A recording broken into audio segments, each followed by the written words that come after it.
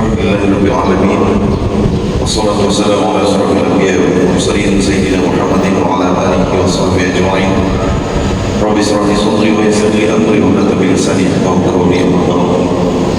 Ma'asyiral muslimin muslimat, shaimin dan shaimat, jamaah salat subuh Masjid Raya Mujahidin serta pendengar setia Radio Mujahidin FM yang kami hormati dan rahmati Allah Subhanahu wa taala. Alhamdulillah, syukur kepada Allah senantiasa kita panjatkan kehadiran Allah Subhanahu wa taala.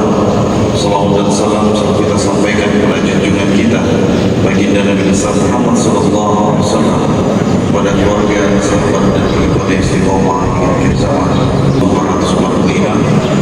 Allah Subhanahu wa taala masih memberikan kita nikmat iman, nikmat Islam dan nikmat kesehatan sehingga kita semua dapat hadir bersama-sama di Masjid Raya Mujahidin ini untuk menunaikan sholat subuh berjamaah.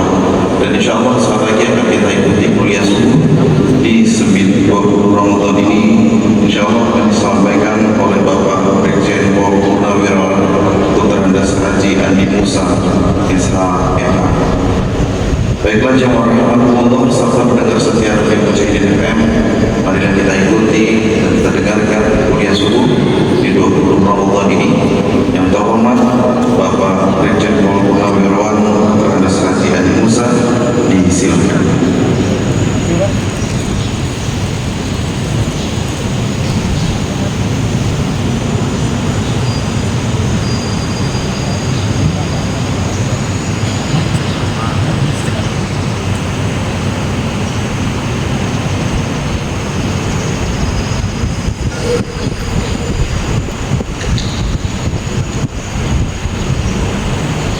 Bismillahirrahmanirrahim.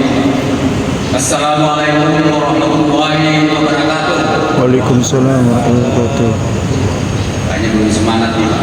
Saya ulangi. Assalamualaikum warahmatullahi wabarakatuh. Waalaikumsalam warahmatullahi wabarakatuh. Alhamdulillahirabbil alamin. Wassalatu wassalamu ala asyrafil anbiya'i wal mursalin wa ala alihi wa sahbihi ajma'in. A'udzubillahi minasyaitonir rajim. Bismillahirrahmanirrahim.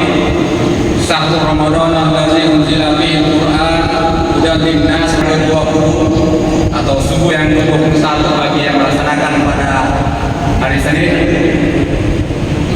bahwa pada pagi hari ini kita bisa hadir melaksanakan salah satu kewajiban kita, itu melaksanakan sholat subuh secara berjamaah di Masjid Raya Mujahidin ini, karena Allah masih tetap memberikan nikmatnya kepada kita, paling tidak nikmat sehat, nikmat kekuatan dan waktu serta iman yang menggerakkan kita untuk bisa hadir di tempat ini. Karena betapa banyak saudara-saudara kita yang mungkin tertidur, tidak melaksanakan sholat subuh, atau mungkin karena sakit atau karena kesibukan, macam-macam bisa menjadi alasan. Oleh karena itu mari kita bersyukuri nikmat Allah ini, karena Allah mengatakan dalam Quran, sangat sedikit hamba-Ku yang bersyukur. Nah, mudah-mudahan kita masuk menjadi kelompok yang sedikit ini yang bersyukur kepada Allah Subhanahu wa taala. Amin. Alhamdulillah ala kulli hal, kata Nabi. Bersyukurlah kamu dalam segala hal, baik dalam hal kesusahan maupun kesenangan. Jadi tidaklah alasan bagi kita untuk tidak bersyukur. Setiap saat kita harus memanjatkan puji syukur bagi Allah Subhanahu wa taala. Dan nikmat bagi orang yang mau selalu bersyukur kepada Allah Subhanahu wa taala. Dan tidak semua orang diberikan hidayah untuk bisa menyadari dan syukuri nikmat yang diberikan oleh Allah kepada kita semuanya. Oleh karena itu pada kesempatan ini saya diberikan tema atau judul oleh pengurus masjid untuk disampaikan pada subuh hari ini, yaitu peran LPTQ membumikan nilai-nilai Al-Quran dalam kehidupan sehari-hari. Nah, ini mungkin sejalan dengan tugas saya saat ini sebagai Ketua Umum Lembaga Pengembangan Tilawatil Quran Provinsi Kalimantan Barat, sehingga tema ini diberikan kepada saya. Tapi berapa waktu yang lalu saya lihat juga akhir ini sudah beberapa penceramah menyampaikan tentang masalah tema tentang Al-Quran ini. Jadi mudah-mudahan itu bisa saling melengkapi. Jadi bahwa sekali Al-Quran dalam masyarakat Indonesia yang berdasarkan Pancasila, karena kita hidup di tengah-tengah masyarakat Indonesia yang dasar hukumnya adalah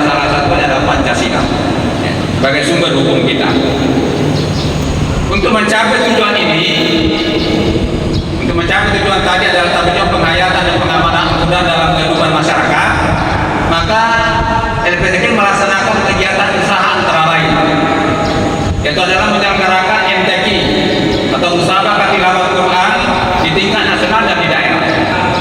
Sesuai dengan kondisi anggaran masing-masing, ada mulai dari tingkat desa, tingkat kelurahan, kemudian tingkat kecamatan, tingkat kabupaten kota, kemudian tingkat provinsi dan tingkat nasional. Nah, jadi ini melalui kegiatan penyerahan MTQ inilah kita ingin bagaimana smartphone itu membumikan aturan nilai-nilai dalam kehidupan sehari-hari, kehidupan masyarakat kita, khususnya kepada yang terlibat dalam proses penyelenggaraan MTQ. Apakah itu panitianya, apakah itu dewan hakimnya, apakah itu pesertanya, apakah itu pelatihnya, ofisialnya, dan tentunya masyarakat penonton. Jadi melalui kegiatan Musabaqah Tilawah Quran ini adalah salah satu upaya strategi kita untuk membumikan nilai-nilai aturan dalam kehidupan masyarakat. Jadi insya Allah bahwa setiap tahun itu dilaksanakan Musabaqah Tilawah Quran, dalam proses itu terwujud insya Allah penanaman nilai-nilai Al-Quran dalam kehidupan masyarakat kita, khususnya kepada pihak-pihak terkait dengan pelaksanaan lomba tersebut. Jadi ini kita lakukan. Kemudian yang kedua, tugasnya LPTK adalah menyelenggarakan pembinaan tilawah. Nah, tilawahnya adalah seni baca Al-Quran, dan ini menjadi salah satu bagian dari cabang lomba MTQ. Kemudian yang berikutnya adalah pembinaan tahfiz atau hafalan Al-Quran. Dan kami informasikan Bapak sekalian, alhamdulillah pondok-pondok Quran, pondok-pondok atau rumah tahfiz, rumah Quran, alhamdulillah 5 tahun terakhir berkembang pesat. Menurut data kami yang kami datangkan, bahwa hingga saat ini ada 110 jumlah pondok yang tersebar di seluruh 14 kabupaten kota di Kalimantan Barat. Dan jumlah santri yang saat ini sedang proses belajar menghafal Al-Quran di Kalimantan Barat ada 7.730 orang. Ini yang terdata. Mungkin ada yang tidak terdata, pasti banyak yang terdata. Kemudian kami juga informasikan melalui pondok-pondok Quran ini juga lah salah satu upaya kita supaya Al-Quran bisa tetap langgeng, bisa bertahan. Oleh karena itu, program Bapak Gubernur Kalimantan Barat periode 2019 sampai dengan 2023 Pak Sutarmiji itu memprogramkan dan mentugaskan kepada LPTK Provinsi Kalimantan Barat bersama dengan Biro Kesra Provinsi Kalimantan Barat dan Kementerian Agama Provinsi Kalimantan Barat menyelenggarakan kompetensi penghafal Quran kita, yang setelah dia lulus 103 orang penghafal Quran yang sudah wisuda. Terakhir kemarin pada hari Kamis yang lalu ada di wisuda 40 orang dari 138 orang yang diuji hafalannya, yang lulus 40 orang. Jadi memang supaya ada jaminan kualitas para penghafal Quran kita laksanakan ujian sebelum wisuda oleh Bapak Gubernur. Jadi insya Allah Bapak sekalian, kita merasa bersyukur bahwa pemerintah daerah memprogramkan ini dan menganggarkan. Ya, mudah-mudahan para penghafal Quran kita itu menjadi jaminan bahwa insya Allah Al-Quran tetap akan ada di muka bumi ini. Ya. Kemudian Bapak sekalian, kenapa sih Al-Quran ini harus kita amalkan?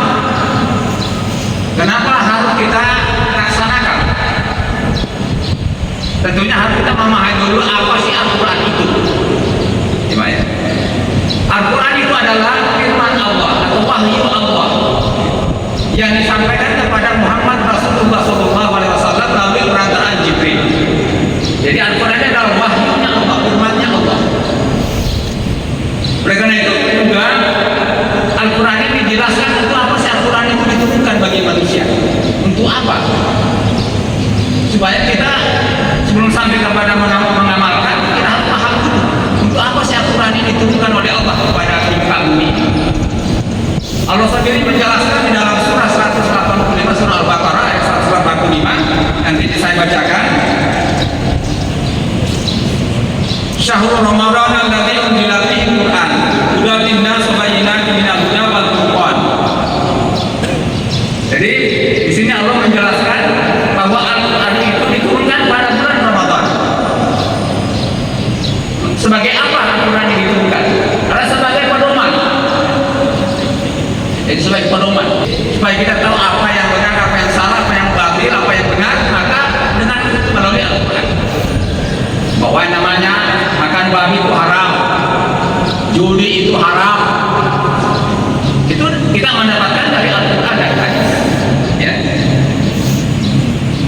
Jadi di dalam ini dikatakan bahwa Al-Quran adalah pedoman bagi manusia. Kemudian di dalam surah Al-Baqarah juga ayat 2 lebih spesifik.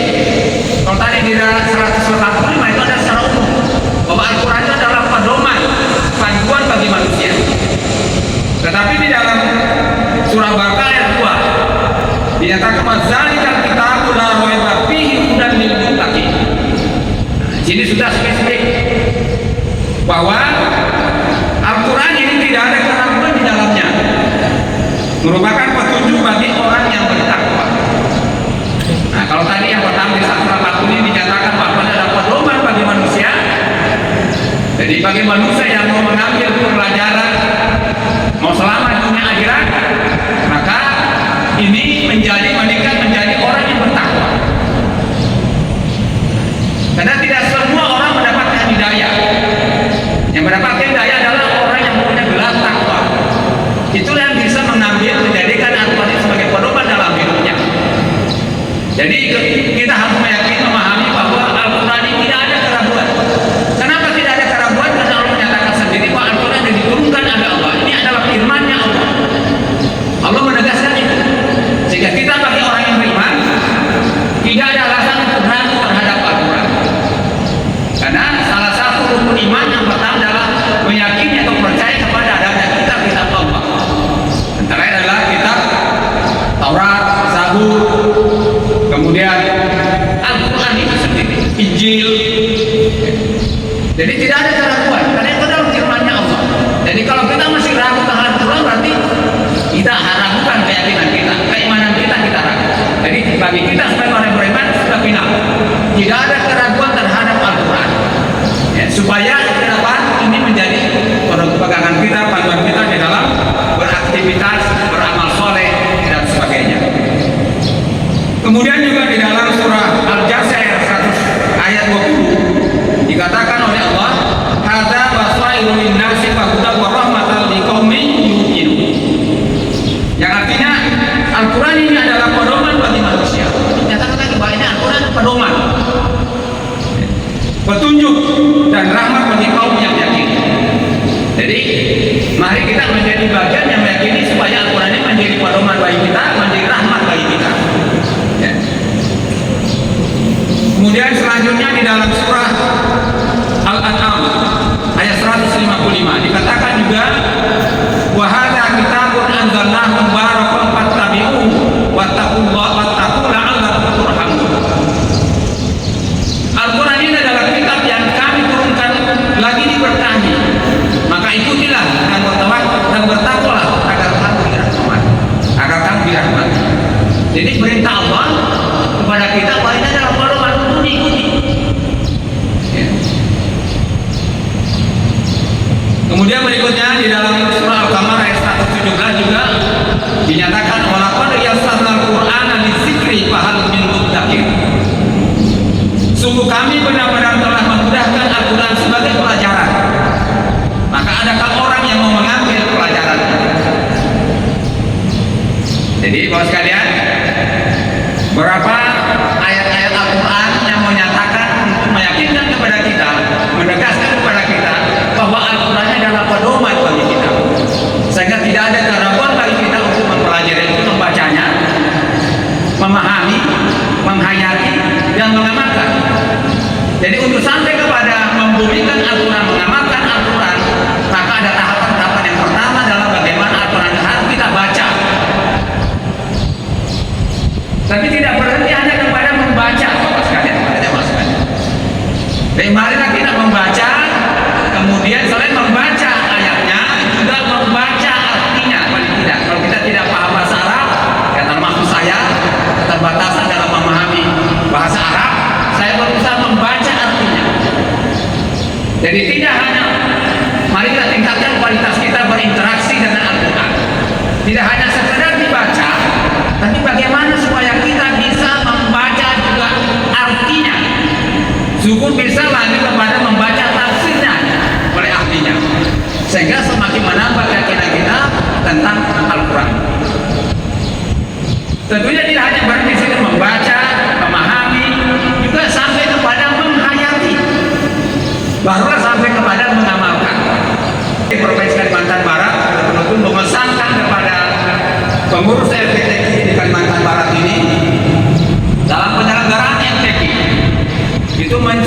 mencerminkan nilai-nilai Al-Quran, bahwa yang benar itu benar, yang salah itu salah. Saya di dalam penilaian saya berpesan betul kepada panitia, kepada kapilah-kapilah kita, para peserta kita, bahwa proses dalam penyelenggaraan MTQ ini harus mencerminkan nilai-nilai Al-Quran, sehingga terwujudlah bagaimana kita bisa bermartabat.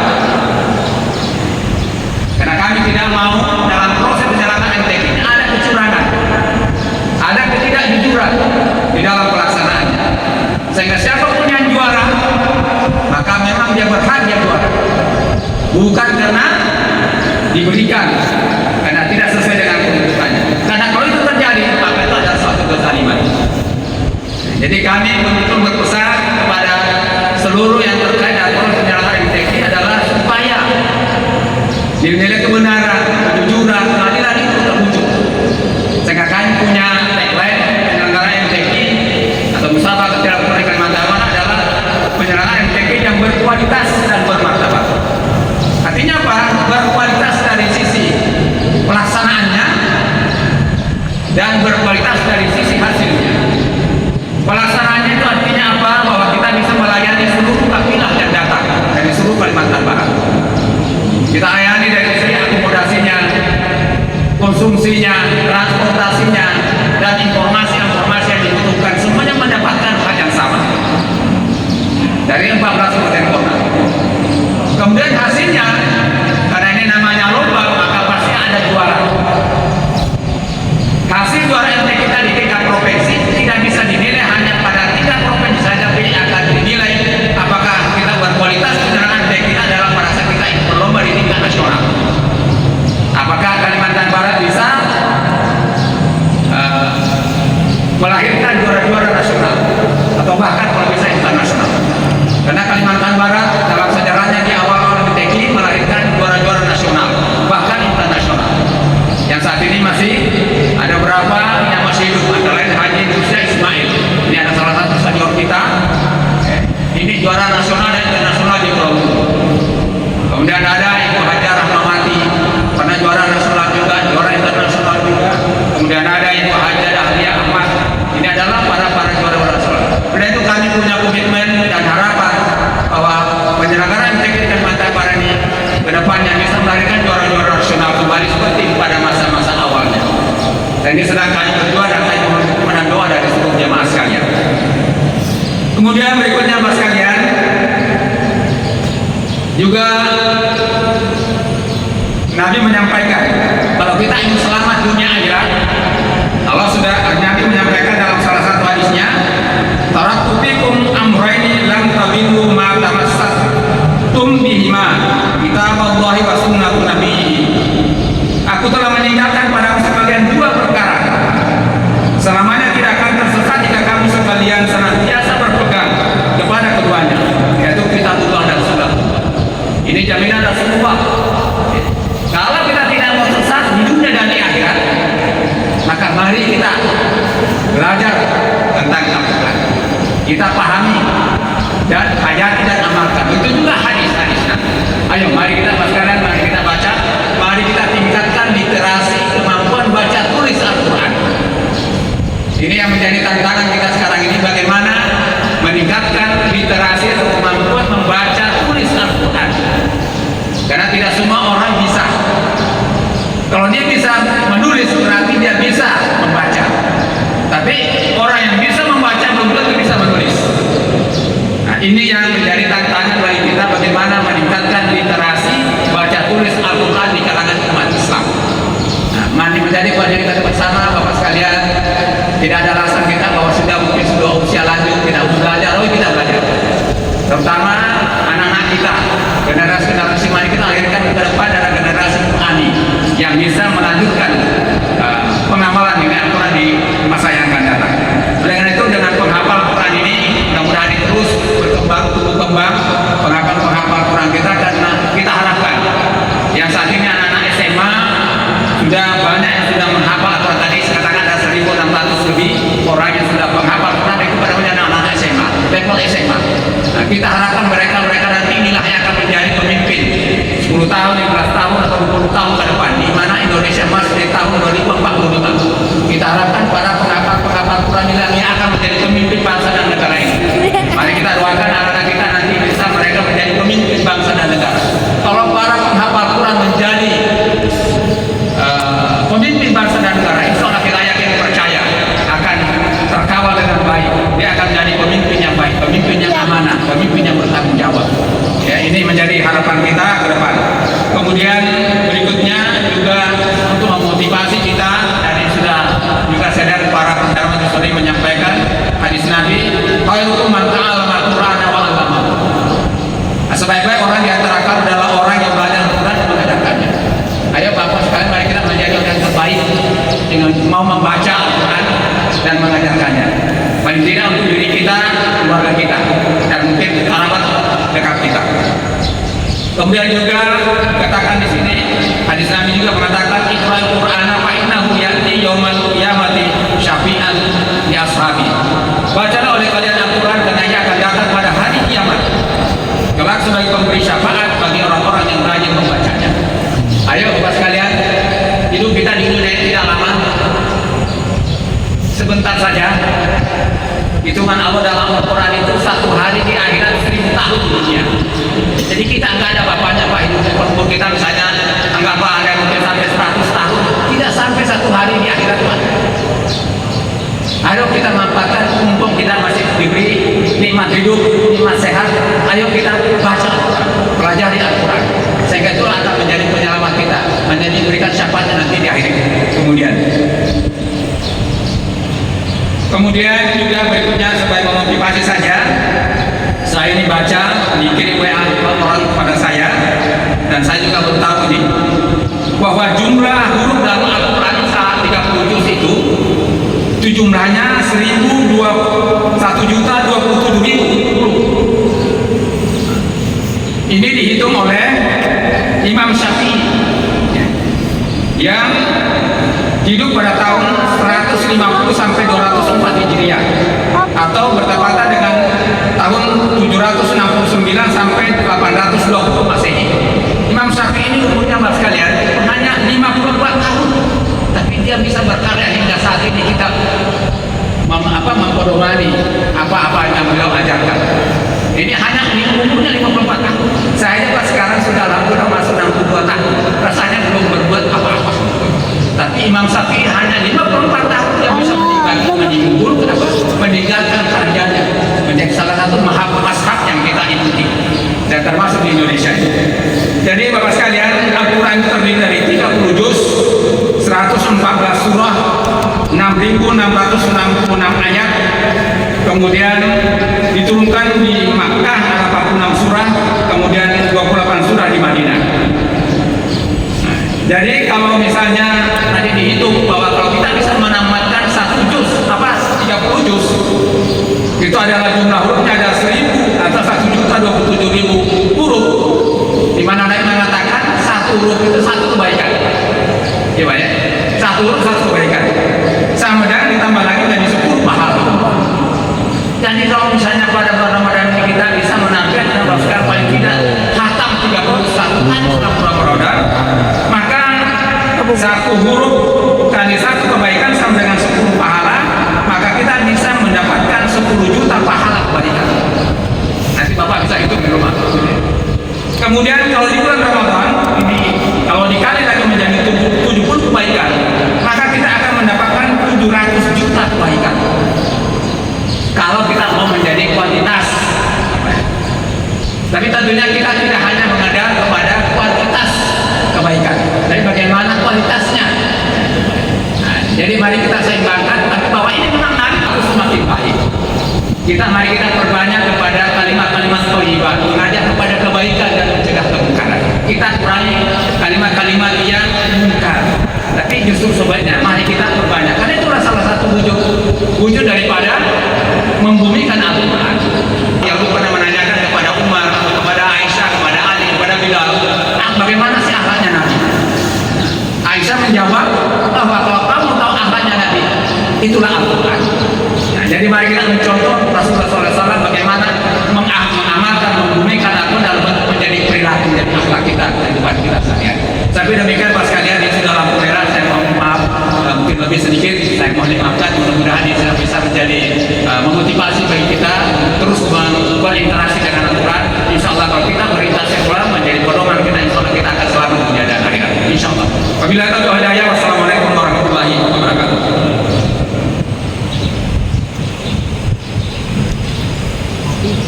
Waalaikumsalam warahmatullahi wabarakatuh. Jemaah rahmatullah serta pendengar setia Radio Mujahidin FM. Demikianlah kuliah subuh yang telah disampaikan oleh Ketua Lembaga Penghafatan Tilawah Al-Quran LPTQ Provinsi Kalimantan Barat, Bapak Brigjen Pol Purnawirawan Terhadap Haji Andi Musa SHMH. Semoga bermanfaat dan dapat kita amalkan dan kita terapkan di masa ini. Amin ya rabbal alamin. Dan kami informasikan pula kuliah subuh esok hari insyaallah di 21 Ramadan 1445 Hijriah akan disampaikan oleh Ustaz Haji Fatahillah Abdullah SAG MSI.